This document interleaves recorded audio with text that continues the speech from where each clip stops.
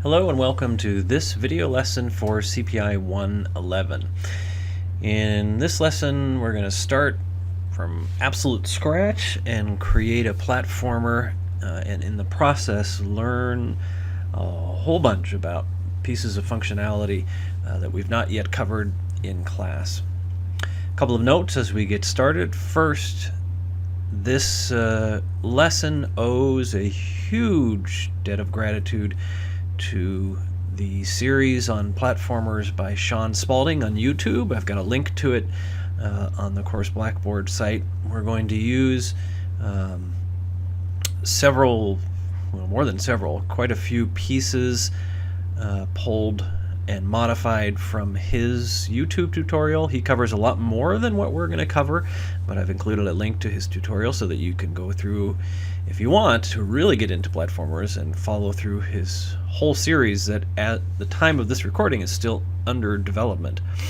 Also to Heart Beast, my favorite YouTuber for creating lessons for developing video games with GameMaker. We won't be directly using a lot of the stuff from his platformer series, but I've included a link to it as well. It's similar in terms of the code, at least, to what we'll be using, and is another fantastic resource. We will be using one hunk of his code in creating the ability for our player and our platformer to do Mario-style landing on top of other enemies to kill them. Another note is this is a lesson that's being recorded without a lot of careful scripting in terms of me ahead of time, so I may make mistakes along the way, and I'll edit out giant ones, but then try to use other mistakes as part of the lesson itself. Okay, so let's get going. For this lesson, on the course Blackboard site, I have included a zipped file of resources that you should download and unzip and have available as we start building the project. It's designed to save you some time and also to teach you some new things that we've not covered yet. So let's start right in. All right, I'm going to create a new project here. Of course, it's going to be a GameMaker language project. Give it a name that makes sense to you, that relates to platformers. I'll call mine Platformer from Scratch, and we'll get going. With our empty project, we're going to start in a somewhat different place than what we usually do. I want to talk here at the beginning of the platformer project a little bit more about tiles.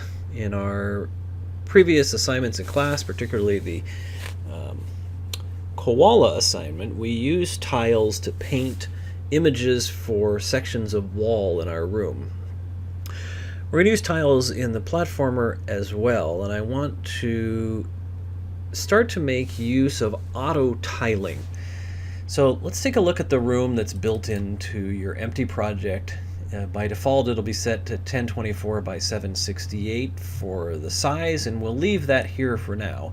Ultimately, we're going to get rid of this first room. This is just going to be sort of a tester room, but I want to use it for now to explore some functionality to start us off with our platformer, and also to do this initial look into the use of auto tiling. All right.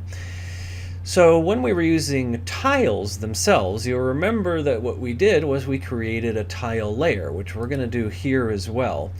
But we haven't created a tile set yet, so let's start off by doing that.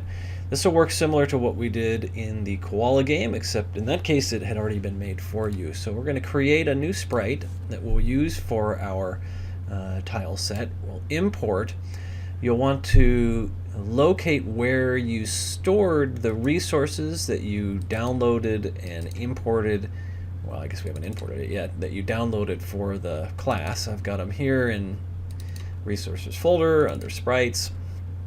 And if I look inside here, what we want to use for our tile set is from Sean Spalding. This is a template that he has produced for free use by anybody who would like it, and we'll use that for our lesson. So go ahead and bring that in, and you can call it, we'll let's call it S tile set. Now, if you look at this tile set, it's got quite an unusual layout, and this layout is the way it is for a very specific reason.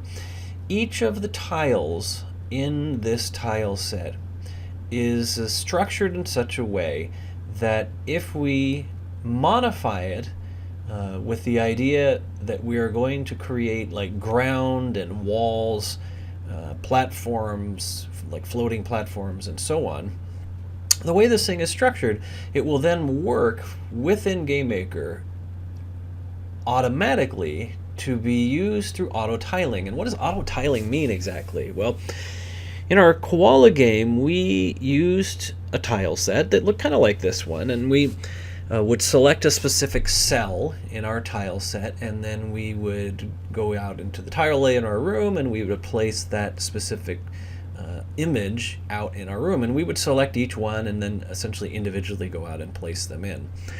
With auto tiling, if you set up your tile set in the appropriate way, you can just start drawing out in a room on your tile layer, and GameMaker will try to figure out which image to show depending on where you're in the room and how a given image in the tile set is positioned relative to other images in the tile set. So effectively what GameMaker will do is automatically try to figure out if you're doing a wall, if you're doing a single standalone platform image, if you are making a sort of a consistent ongoing piece of ground, and so on. All right.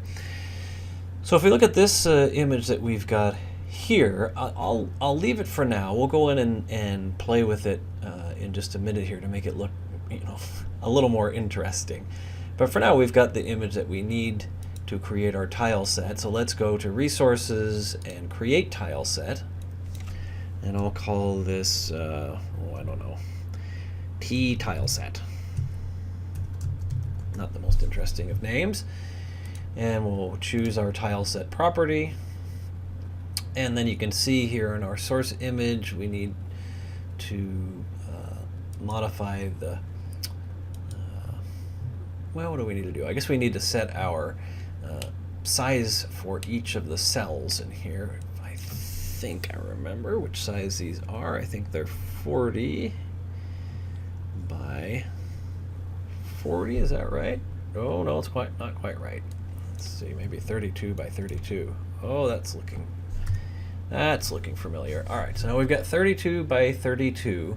That's how these have originally been set up, and all of the rest of these we can leave as they are. We don't have to mess with the offsets or separations or anything else. Okay. So this is what we used in the Koala game. It was basically this. Okay, we had different dimensions for it, but it was effectively the same idea. If I want, though, to make use of the auto tiling, I can click on this, and that will open up its new window here. Now, if you look in this auto tiling tool, check what we've got over here. We are able to create auto tile templates. And when we create auto tile templates, we have the option to go a couple of different routes. One is to create an auto tile template that has 16 cells. One is to create an auto tile template that has 47 cells. And what we want to do, given the way this nice template that we received from Sean Spalding has been set up, is to use this 47 tile set, which is what we've got over here. So if I click on the plus arrow, that will then open up the template, and you'll see this should look awfully familiar. It is laid out exactly the same way this one is here, or I should say almost exactly the same way. If you look at our original image for the tile set, it is designed the way GameMaker requires a tile set image to be designed, in that its upper left-hand corner cell of the tile set is empty. But in our template, the upper left-hand corner cell is actually just a full image with no little corner indicators. So if I want to create an auto tile template, what I need to do is to match the way that a specific image in the template is designed with the related image in our sprite. So here, this is just a full simple image with no sort of corner indications or side indications. That's what these are. And so what I'll do is it automatically selects this first one, and then I need to tell it which image over here goes with this one here, and the one that should go with it is this one in the bottom right hand corner. So I click that one. Then it will automatically move to the next position, which is a tile for an upper left hand corner tile, which is the one here. And then from this point on, we can just follow along. It automatically goes to the upper right hand corner image, that's this one, to a corner that's sort of in the center on the upper side of a tile set that goes here, and you get the image. You get the idea. I won't walk through it all in the video, but for yourself, you should then walk through each of these subsequent cells, being very careful to make sure that you are clicking on the appropriate image that goes with the template slot. All right, I've got all of mine now selected appropriately, and you can see in the library now we have an auto tile set. So how do we use this? Well, let's take a look. We can close this down, and we can close this down as well.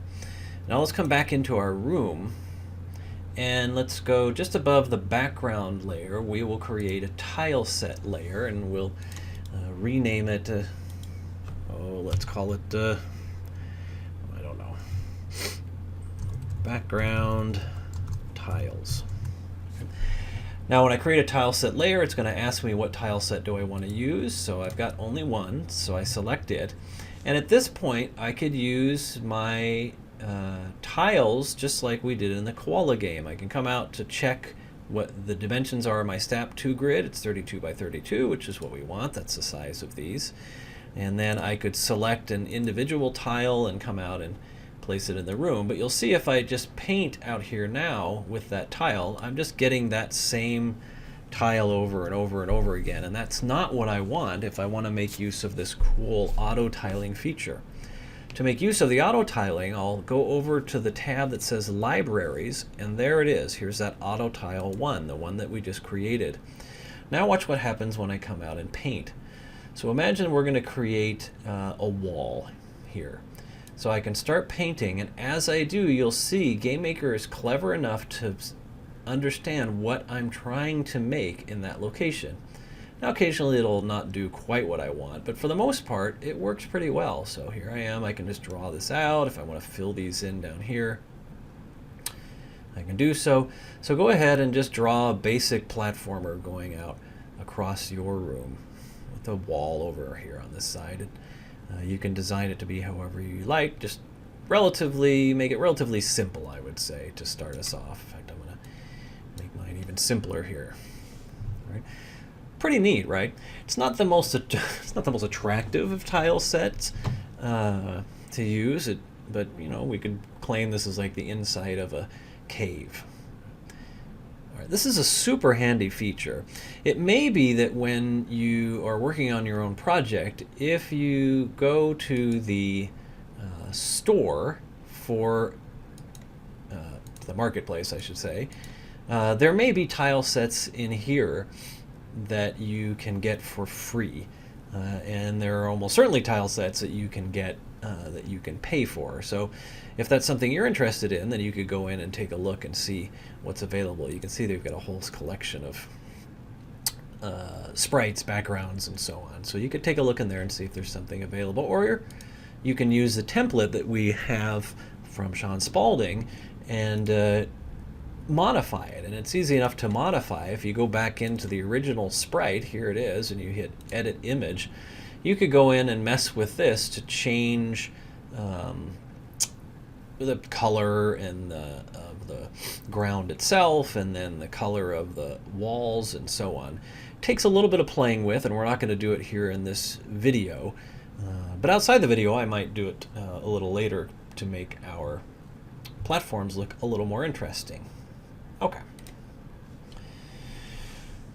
So let's come back in. So we now have a basic platform laid out inside our project.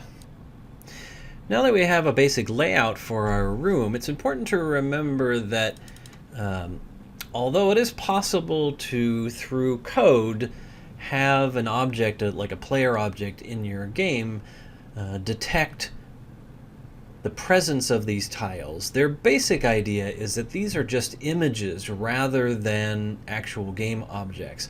And so what that means is that without some extra work, when I place a player here in the room and hit play, they're not going to know that these tiles are here. And so we'd like to be able to put in actual objects that provide something for our player to stand on. So to do that, let's come back out, and we're going to create some very basic sprite here, and we'll call this one S. Well, let's call it wall. And for this image, we're just going to use something very simple because this is actually not going to show up inside our game. So I'm going to choose this bright red color. Maybe I'll choose this one. You can choose whichever color you like and use my bucket and fill it up.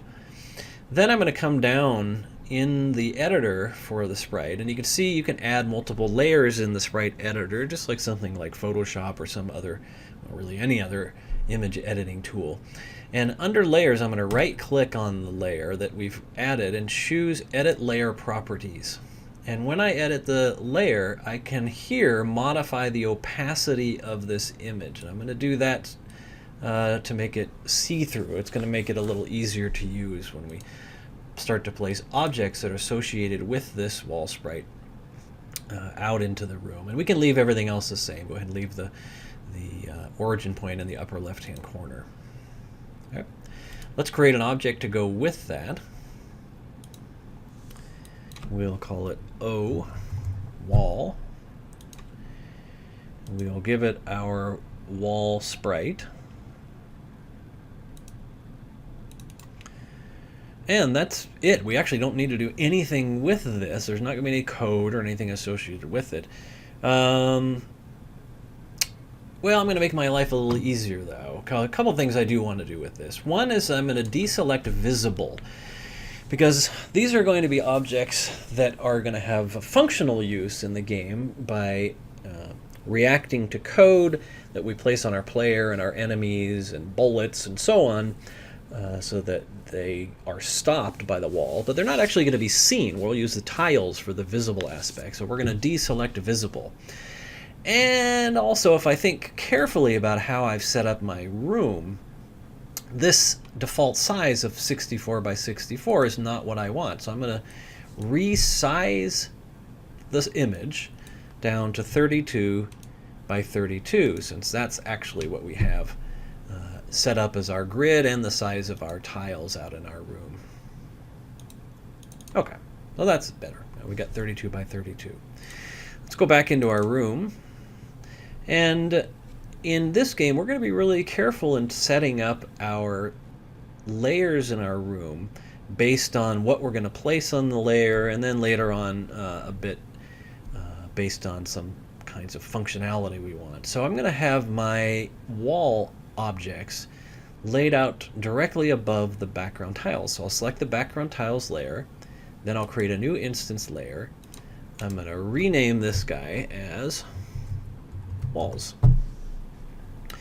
And with that selected, I'll come over to my resources, grab my wall object, and then I'm just going to paste this in wherever it is the player might actually be able to move. Now they probably aren't going to be able to get up this high, but just to be neat, I'll do that.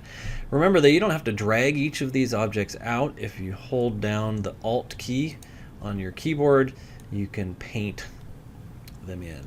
So I'm only going to paint these in where I need them. I need one here, here. I'm going to need them going all the way across here. I don't need that one. I'll delete it if you accidentally add in more than you need. Okay, that's good now. So that gives a platform for our player that we're going to create in a moment to stand on. And because we made them semi-transparent, you can see through them to see the tile set that's behind them. And because they're not visible, when we go out into the game itself, you won't actually see any of these guys. So if I hit play now, we're going to see a very boring game in which we have this room with these tile sets that they don't look particularly good, so I would encourage you to go in and play a little bit with the appearance of them to get them to look better, but it's okay. They work good enough for now. All right, let's go ahead and create our player object and start to have our player be able to move around the room. We're going to go ahead and bring in the animated sprite that we want to use for our player, even though initially it's not actually going to work in an animated way. So go ahead and choose Create a Sprite. Call this one S Player. Then choose to import, go into your resources folder, and then look for the sprite called S Player Strip 8. And I want to talk about this name of this sprite. So if you look at the preview, it's a little hard to see. If you look at the preview for this sprite, let's change, well, let's see. Let's change our view. Okay. If you look at the preview for this sprite, you can see we have a collection of images here. So this is the S Player S, and here's the one we're looking at now, S Player Strip 8. And in the image, there are, it's a little hard to see because of the stupid check box, but there are actually 8 pictures of our player. And this name is very specifically put together.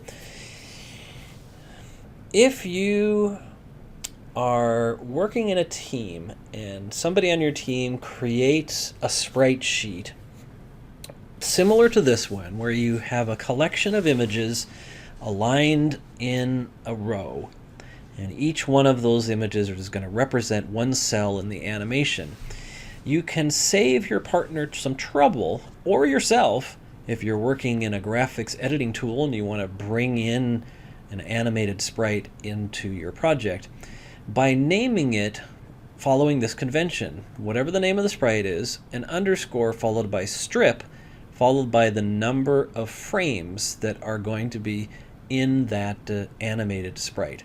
So that's how this one is set up, and it saves a whole bunch of time. If I select that one now and bring it in, because of the way it was named and set up, GameMaker wonderfully will automatically divide it into 8 individual cells without me having to do any work. So we can preview. Here we've got our guy, he's animating away here. The only thing we need to do is to change the origin point to the middle center in this case, and I also want to mess with the collision mask a little bit. So let's by default the collision mask is going to be automatic, and it's going to fill up. Let me shrink this guy down a little. It is going to fill the entire area of wherever there's a pixel in the sprite. It'll make a rectangle around that, and it will automatically make that rectangle match the dimensions of the largest of these sub images. We actually don't want the collision mask to be quite that big. And well, let's leave it. I'll show you why, but let's leave it like this for a moment, and we'll get the object out into the room and moving, and then I'll demonstrate why we want to change this appearance in just a moment. But for now, we can just leave him like this.